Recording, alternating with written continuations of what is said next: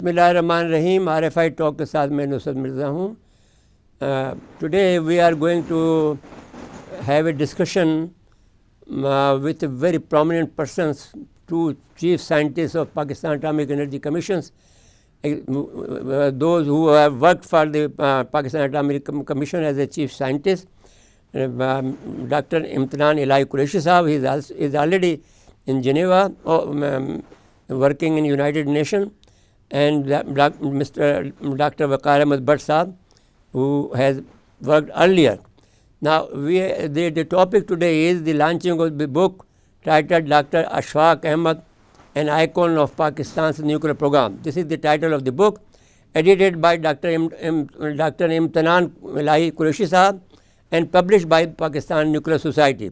Nuclear Society is I'm also the member of the Nuclear Society. First, let me introduce Dr. Imtinan Ilahi Qureshi Sahab. Imtinan Qureshi Sahab is a retired chief scientist of Pakistan Atomic Energy Commission. He has worked in PINSTEC for 25 years as a research scientist in the field of nuclear physics. He was then posted as Minister of Technical in the Permanent Mission of Pakistan to the United Nations in Geneva, Switzerland, where he has been taking part in the deliberations of the Conference on Disarmament for 3 years. Later on, he rendered services as the Executive Director of the COMSET, which is an international science and technology organization with 21 countries as its members. Our second guest, Mr. Waqar Ahmad Bhatt, who is a friend of us, and especially mine, and also the Rabta Forum International. Mr. Waqar Ahmad Bhatt is also a retired chief scientist of Pakistan Atomic Energy Commission. He has been working as experimental nuclear physicist in PINSTEC. Now let me introduce PINSTEC also. PINSTEC is the first atomic reactor where is an organization where the research work has been started since its establishment of the Pakistan Atomic Energy Commission. So that is our basic institution where the research work has been done since the beginning of the Pakistan Atomic Energy Commission. So he has worked in the PINSTEC for 25 years before moving as a Director International Affairs and Training Branch, Pakistan Atomic Energy Commission Headquarters. He has expressed, he has represented Pakistan in IAE. IAEA means International Atomic Energy Agency for 3 years. For 3 years as Minister Technical in the Permanent Mission of Pakistan to International Atomic Energy Agency in the Vienna, Austria. He is incumbent Vice President of the Pakistan Nuclear Society. Now, my question is, Waqar Ahmad Bhatt Sahab, it is very interesting and heartening to know that PNS, Pakistan Nuclear Society, is publishing a book on the life and achievement of former Chairman of Pakistan Atomic Energy Commission, Dr. Ashfaq Ahmed, who has played a major role in the development of nuclear technology in Pakistan. To start with, it will be useful for our viewers to know more about PNS. Mr. Waqar Ahmad, as Vice President, what can you tell us about the history and mandate of this society? Please, Dr. Waqar Ahmad, over to you. Thank you so much, Mirza Sahab. I'm really grateful to you. You have been occasionally doing many programs with PNS, and this special program is also the request of PNS, and we are grateful to you for that. Before that, I tell you about Pakistan Nuclear Society. Let me recall that this is the third interview which I have been doing related to Dr. Ishfaq Ahmed Sahab. When I did my master's from Punjab University, Lahore, and I applied for the job in Atomic Energy Commission, Dr. Ishfaq Sahab was the head of that interview board. So he selected me for this job. So this was the first interview. And secondly, when I was head of scientific information division at PINSTEC, then we published a newsletter over there, PINSTEC newsletter. So I have the honor that I did interview for Dr. Ishfaq Ahmed Sahab, and that was very fantastic interview, which was published in that newsletter. And the third interview is today. You are doing this interview for this very good, very great book, which has been published. and its book launch ceremony will be held on 13th May of this month, and hopefully it will be very widely distributed. So this was about this book, which Dr. Imtanan will tell you after some time in detail. About Pakistan Nuclear Society, let me tell you, it is a non-political, non-government, not-for-profit, academic and scientific body. So this is the main introduction of this nuclear society, which was established about 35 years before. It was registered in 1990, and it consists of very highly professional scientists, engineers, medical doctors, geologists, university professors. So this is a very professional body. So it is not restricted only to the nuclear, but also allied discipline, other discipline people are included in that. And the main purpose or mandate of the society was to promote peaceful applications of nuclear technology. Because when the people they hear the word nuclear, instantly they recall the two bombs which were dropped over Japan, Hiroshima and Nagasaki. In these two bombs, so many people were killed. So everybody got scared. So instantly people think that this nuclear technology is for destructive purpose. And they do not know that it has so many applications in many other areas and many other fields. So this is very important that the people should know. We go to universities, colleges, and then also professional institutions where the people do not know about the benefits which this nuclear technology is giving to the nation or to the humanity. This is one of the mandate. Right now, we have about 2,800 members. Out of those, more than 1,300 are lifetime members. We have more than 70 fellows. These fellows are those people who have rendered great jobs in the field of nuclear technology. So they are selected as the fellows of the society. Then we have two very important and very valuable boards. One is Scientific Advisory Board, in which we have very experienced scientists, engineers, technologists, medical doctors. This is for the guidance and the future direction for the PH, for the Pakistan Nuclear Society. And other is Administrative Advisory Board. You are also a member of that board. We are very happy with you. You have been giving very good input. And this is mainly because in other areas, these are not scientists and engineers mostly. In that there are media people, in that there are businessmen, industrialists, entrepreneurs, and then also three vice chancellors in that university, and also from specific organizations. So this is very important board, Administrative Advisory Board, and they guide us and they tell us what PNS can do for the socio-economic development of this country or for the development. So this is a very important role. Then do we have some other forums, like for example, Women in Nuclear is a very important forum, and 2 months before they have conducted a very important conference in which the IAEA, Director General of IAEA, Rafael Grossi came. Then the WIN Global is a global organization, very big one. And the president of then WIN Global, very senior lady, she came, and also the president of WIN IEE, she came here. And in that session, foreign secretary and even the ambassador of Pakistan from Vienna, they participated. So it's a very big event. So similar events we perform in different areas. Few years before, we conducted an international conference on applications of nuclear techniques for socio-economic development. So this is very important. We conduct these seminars, conferences, and training courses. The focus is mainly on the students, because students are the future of this nation. So you go to universities, and now we have started going in colleges as well to to tell the people the benefits of nuclear technology, what the nuclear technology can serve for the humanity. And then so many things we can perform for them, for the students. We arrange these competitions, and then the training courses, and they conduct the counseling sessions. And very important is that we guide them for higher studies if they are interested in that. So this is a very brief introduction of Pakistan Nuclear Society, which we have been doing. Mr. Butt, I am very highly impressive with your work, and I appreciate yourself and Dr. Khalik Saab They are both are very kind person and very hard working person. And I also congratulate you on this publishing this book. So now let me ask the question to Dr. Imtinan Qureshi Sahab. As you know, as per Waqar and Bhatt Sahab pointed out, the PNS members belong to all strategic organizations. However, the Pakistan Atomic Energy Commission is the oldest and the largest of all other organizations.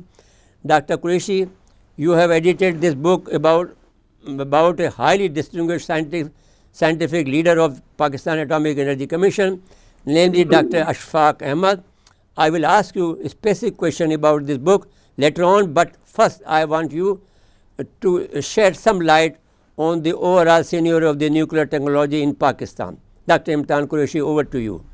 Assalamu alaikum. Thank you very much for inviting me for this interview. The book is being launched, as Mr. Bhatt told you, on 13th. Now, your question is about what is the landscape of nuclear technology in Pakistan. Let me tell you that we have a complete ecosystem where we cover the front end of nuclear fuel cycle and also the back end of nuclear fuel cycle. So therefore, there are many organizations that are involved in this work. As happens with many nuclear technologies, in the case of atomic energy also, there are two aspects of it. One is the civilian use of technology, or you can say peaceful applications of nuclear technology. And the second is the military applications, that is nuclear technology being used for defense purposes. Pakistan is one of those 9 countries in the world which have atomic weapons as well as peaceful nuclear program.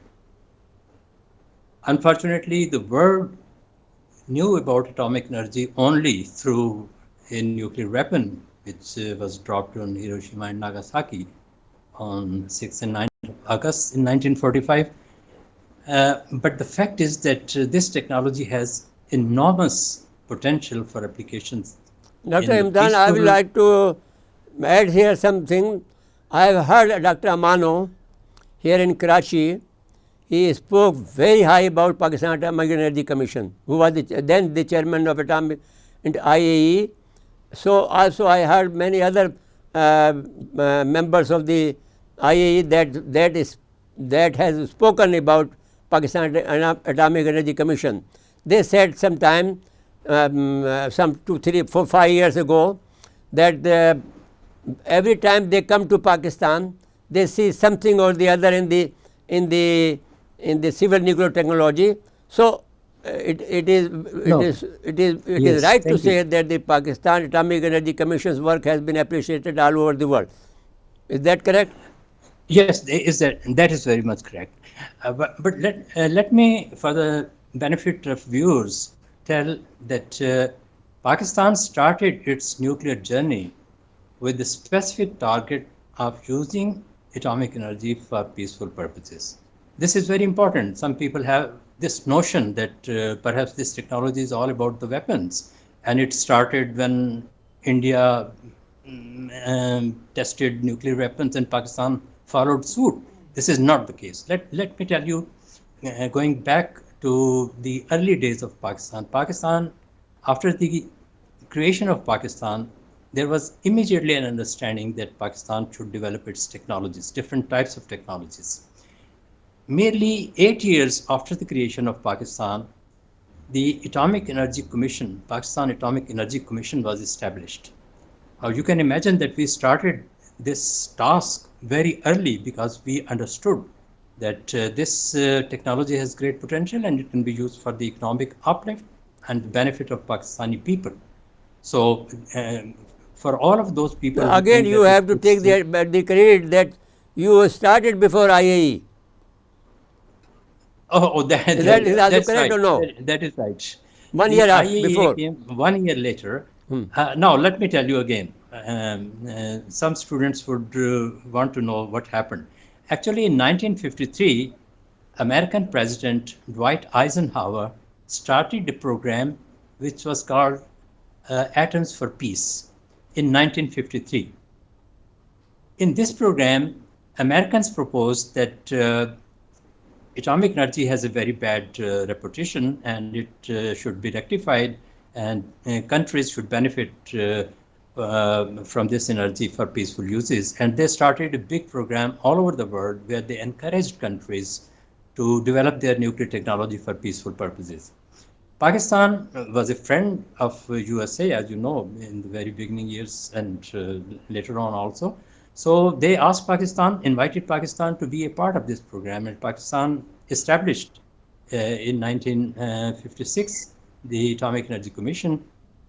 On the international scene, International Atomic Energy Agency, as you said, was formed 1 year later, and Pakistan was the founder member of this organization. Thank you. Please remember that when you start a work on nuclear technology for peaceful uses, then also you confront many difficulties. For example, if you want to use the energy for the production of electricity, then you need to have a reactor.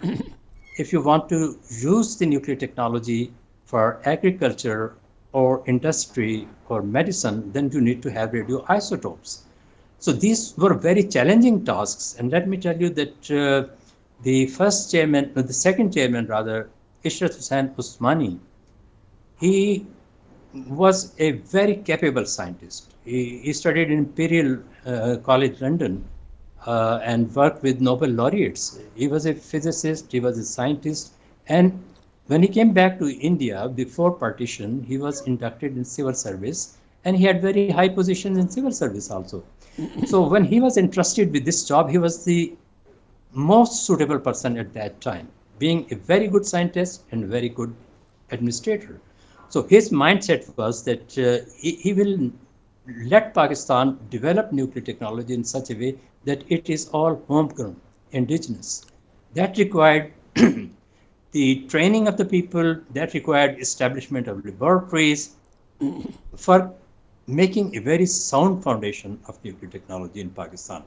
So if you can say that we started this journey of nuclear technology, then I can say that, of course, the journey was started at that time. So now I'll get back to your main question that why are there so many different organizations in Pakistan which are involved in nuclear technology? One reason is that we have two aspects: nuclear weapon aspect and peaceful uses aspect. For peaceful uses, atomic energy made huge amount of effort, but unfortunately after 1965 war and after a debacle in East Pakistan in 1971, we had to shift our direction. You will recall that Zulfikar Ali Bhutto, the then Prime Minister of Pakistan, he said that even if we have to eat grass, we'll make a weapon of our own if India does the same.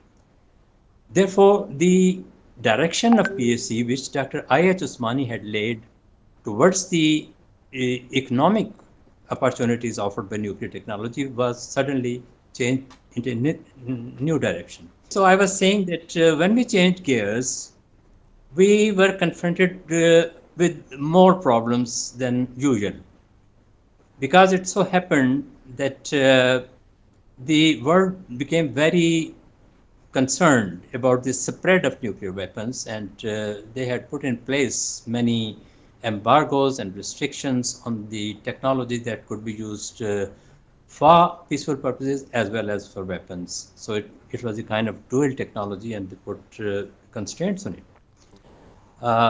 So what Pakistan did was to start its program in such a way that we could utilize our expertise in civil nuclear technology towards the weapons technology, because this expertise is quite the same. So in the very beginning, we had this ambition of starting a project whereby we could extract plutonium from the spent nuclear fuel and use it for nuclear weapons.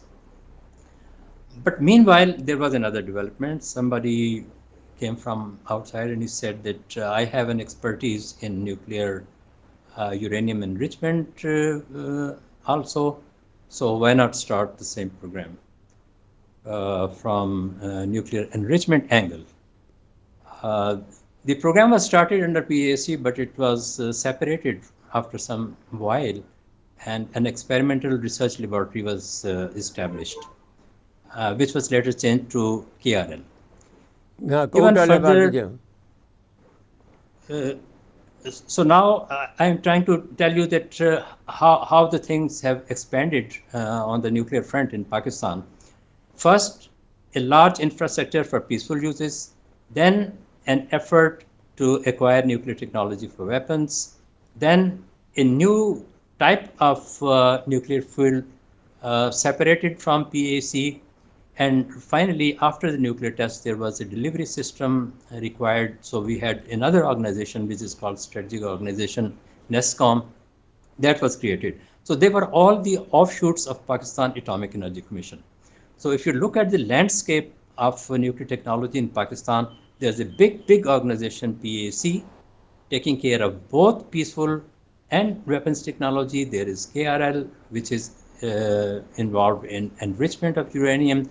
There is NESCOM, which is involved with delivery systems. There is SPARCO, which has a lot of experience in rocket science, and they are also part of these organizations. Now, the thing is that if you have such a large spectrum of activities, then it is very necessary to have controls over it. So consequently, an organization by the name of NCA was created, National Command Authority, which is chaired by the Prime Minister and is participated by all heads of armed forces. It is a very powerful organization which takes strategic decisions. Its working arm or the secretariat is called SPD, Strategic Plans Division. Under Strategic Plans Division, all these strategic organizations are controlled or administered. On top of that, and that's very interesting, Pakistan has also created an organization which is called Pakistan Nuclear Regulatory Authority. That's great. Authority Yes. works. I said that is great. Pakistan is very intelligent, because the India took a while to make such kind of organization. Yes. That's right. That is why they took cue from us to make such. So Pakistan Nuclear Regulatory Authority was created to oversee the activities. Concurrently, the Foreign Office of Pakistan started a program which is called SECDIV, that is a Strategic Export Control Division. So now let me summarize what is there in Pakistan. Before In going Pakistan, to this, the SPD actually they control the whole system of our all these strategic institutions, SPARCO, NESCOM, exactly. And other even Pakistan Atomic Energy Commission, and the chief of this was DG Exactly. was Dr. Khalid Ahmed, Lieutenant General Khalid Ahmed Kidwai for 15 years. Is that correct? Exactly. Okay, sir. Now, unfortunately, the world is very allergic to any technology acquired by third world countries and Muslim countries in particular. As you are well aware, there has been a lot of propaganda against Pakistan. Very adverse remarks were given about some of our scientists, and there was a lot of hue and cry. But International Atomic Energy Agency realized that Pakistan has behaved very responsibly in many ways. For example, in nuclear security, they have established a center of excellence for training people in nuclear security. They have participated in international atomic energy programs which provided expert services to many developing countries. Pakistani experts are in great demand in other countries wherever a peaceful uses of nuclear technology in medicine and agriculture is concerned. They are very much in demand. So Pakistan has a nuclear tentacles all over the country with the requirements fulfilled as demanded by the international treaty obligations and as demanded by the United Nations Security Council resolutions. We have in place laws, legislation has been done, a regulatory body is there, a command and control system, which is the envy of many countries in the form of SPD, is there. There are scientists working in different organizations, and there is a whole network of centers and research organizations. At this stage, I might tell you that these people who are working in these organizations are very talented people. They were selected initially by I.H. Usmani and then by Mr. Qadir Khan, and many other people participated in it.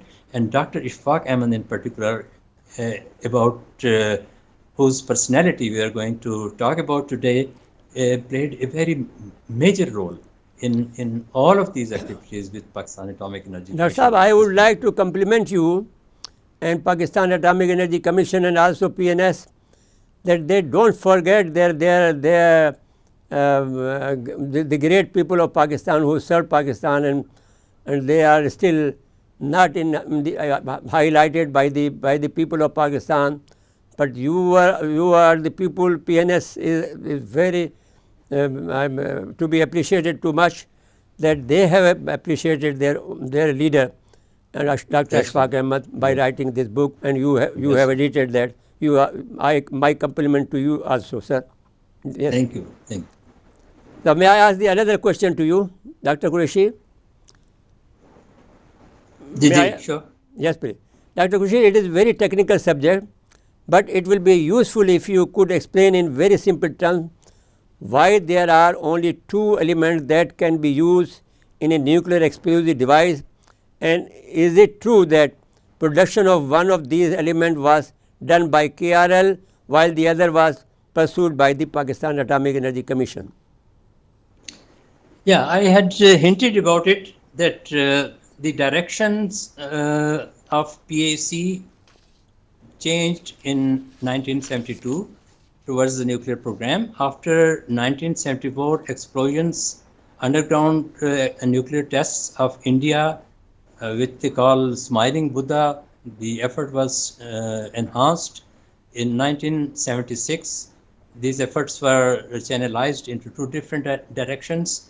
And the two elements that you have talked about, one is plutonium-239 and one is uranium-235. Of course, it is a very difficult subject to understand why only these two elements. If you don't mind, I will just go back into the history of nuclear science. As you know, the discovery of nuclear fission took place in Germany in 1938. And at that time, people were very surprised that a small neutron can create a big disruption in a big nucleus like uranium, and it falls apart. But immediately the scientists realized that this is possible because the nucleus behaves like more or less like a water droplet. It starts vibrating and it can break down. So as soon as this discovery was made, a very famous scientist, Italian scientist by the name of Enrico Fermi, he started doing immediate experiments and established 2 or 3 things which are most crucial, and every science student should know that it was Enrico Fermi working in an Italian laboratory who established that uranium as such cannot be used efficiently for taking out the energy from the uranium nucleus.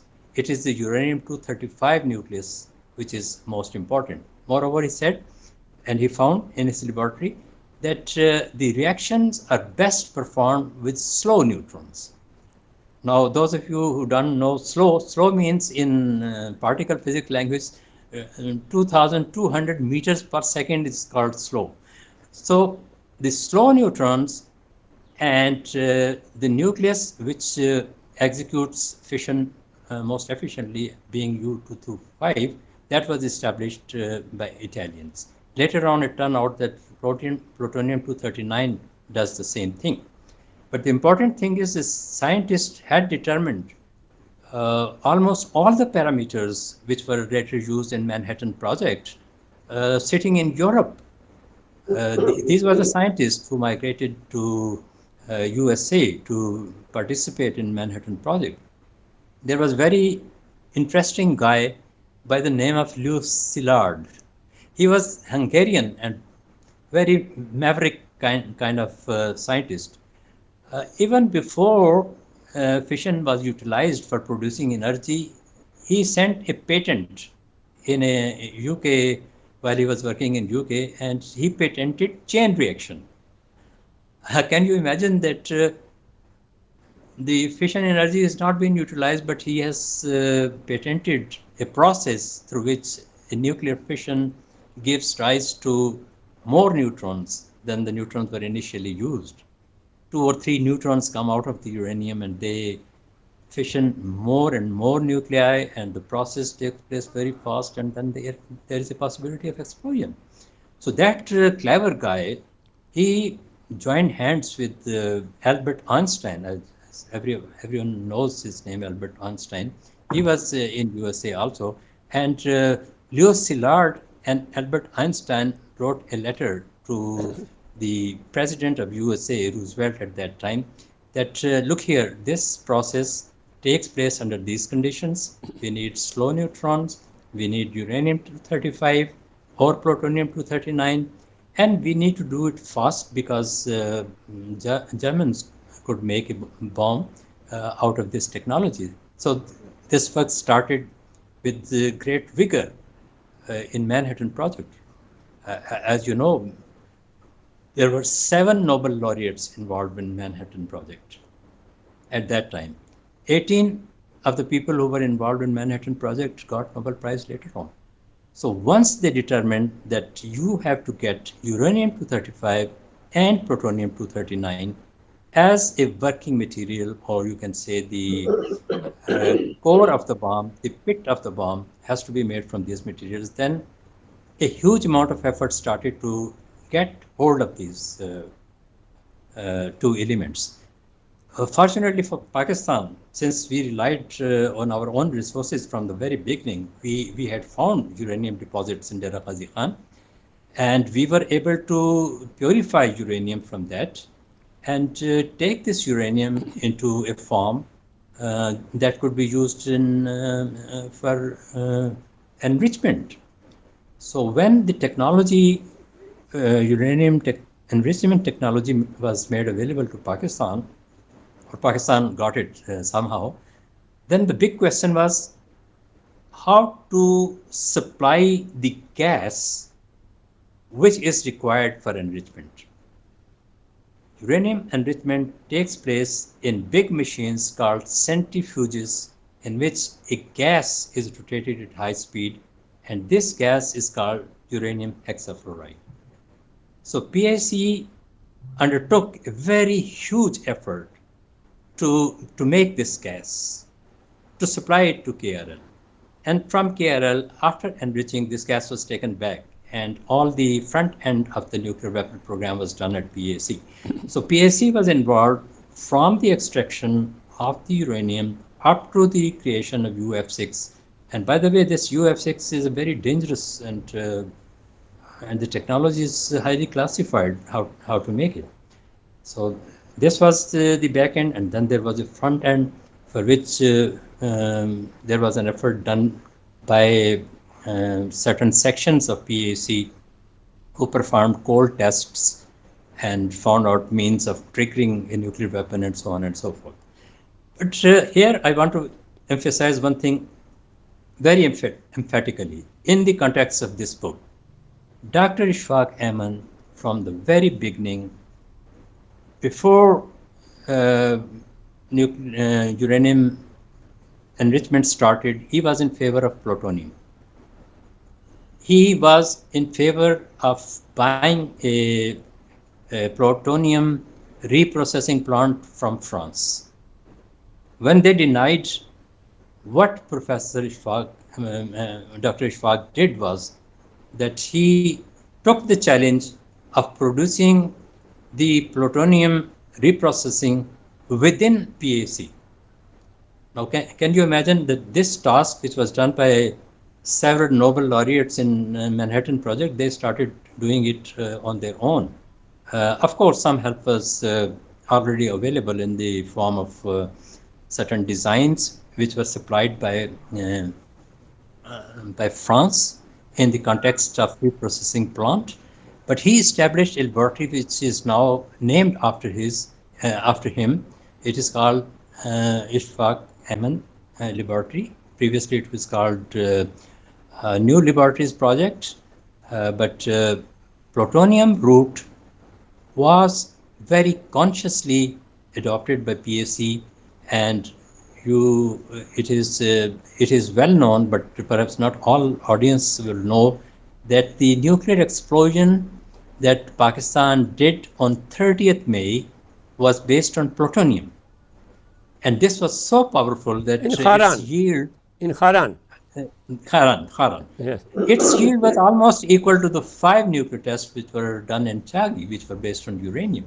And that size But you also see, small. Pakistan is so lucky to have both these technologies, and both of these aspects, which were established as back as 1940s, that these two are required. We got control of them, and now we have full command on all aspects of enriching uranium and reprocessing plutonium.